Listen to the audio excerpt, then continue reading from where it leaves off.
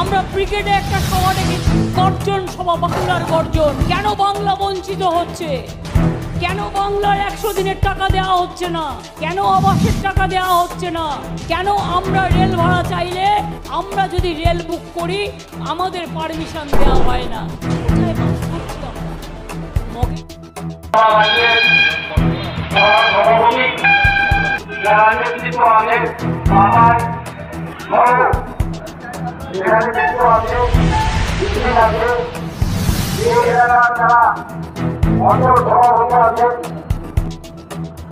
আগামী